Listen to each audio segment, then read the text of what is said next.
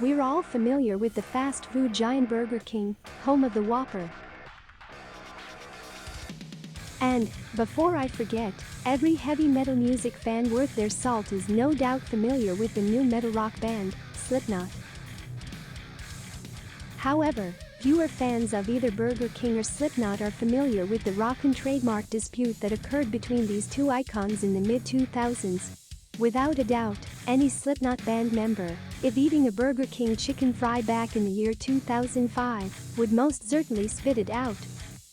What follows is a markedly intriguing story. In the year 2005, Slipknot was at the top of the music charts, having released its third album, The Subliminal Verses, which was certified platinum within the US and 4 other countries. Burger King, looking to expand its menu that same year to target males between 18 and 34 years of age, introduced its new chicken fries to the hungry metal masses. To promote its chicken fries, Burger King utilized an online and television ad campaign created by the advertising agency of Crispin, Porter and Boguski, featuring a fictional rooster metal musical group called Cock Rock, whose musical style was classified as thrash or nu metal. The members of the band each wore grotesque chicken masks while performing their music in Burger King's television and online advertisements. The band Cock Rock included a lead vocalist called Foul Mouth, a lead guitarist called The Talisman,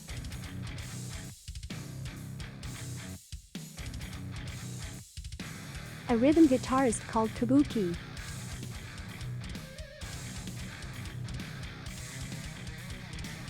a bass guitarist called Free Range,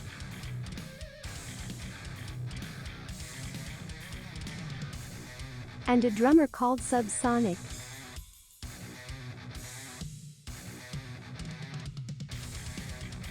Not willing to become a duality of masked nu metal bands with Burger King's Cock Rock, Slipknot had its attorney send a cease and desist letter to both Burger King and its ad agency, asserting that its Cock Rock advertising campaign violated Slipknot's trademark and publicity.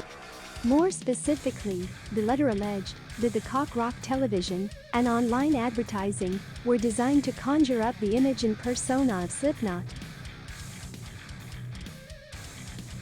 The letter also alleged that Cock Rock's Free Range character wore a mask with dreads like that worn by Slipknot's Corey Taylor.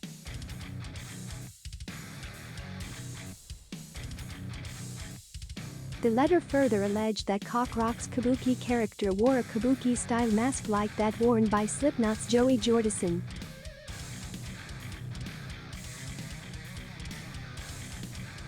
That Cock Rock Subsonic character wore a gas mask like that worn by Slipknot's Sid Wilson.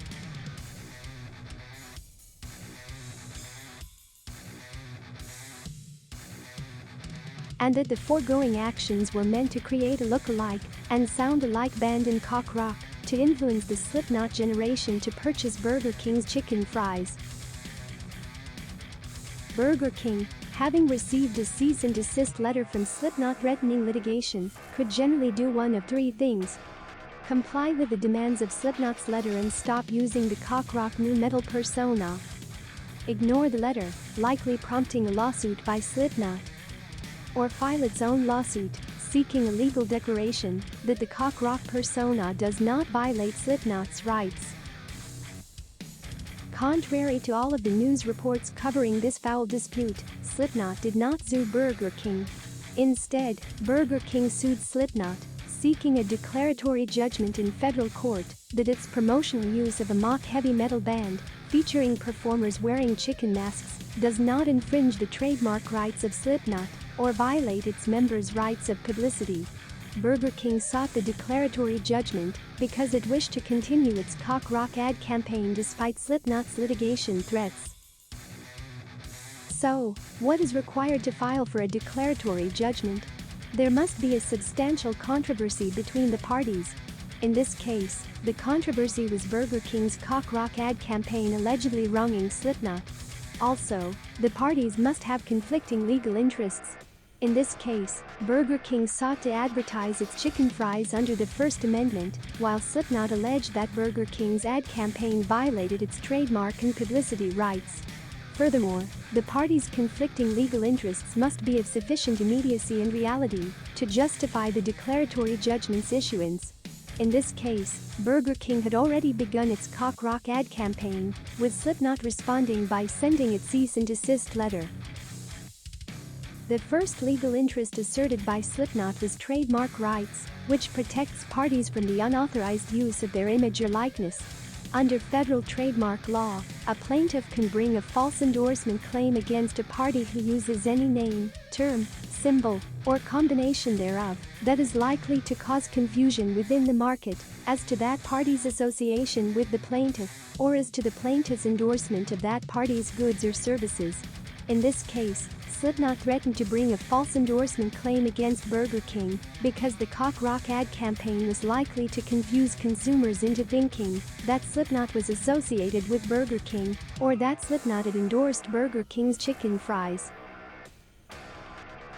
The second legal interest asserted by Slipknot was publicity rights, which generally protects a person's right to control the use of their name, likeness, or persona by others.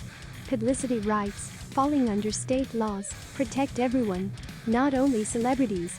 However, the protection applies only to commercial uses of the name, likeness, or persona, and not news or education-related uses. In the present case, each member of Slipknot alleged that Burger King had, without permission, utilized for commercial purposes his likeness or persona in creating a given member of the cock rock band. So, how did this end? After likely engaging in settlement negotiations, Burger King phased out its cock rock ad campaign and dropped its lawsuit against Slipknot, with both parties agreeing via court order not to sue one another in the future over these same claims. The court thus dismissed the case with the consent of the parties. If you find patent and trademark related stories to be interesting, please hit the like button and subscribe to this channel.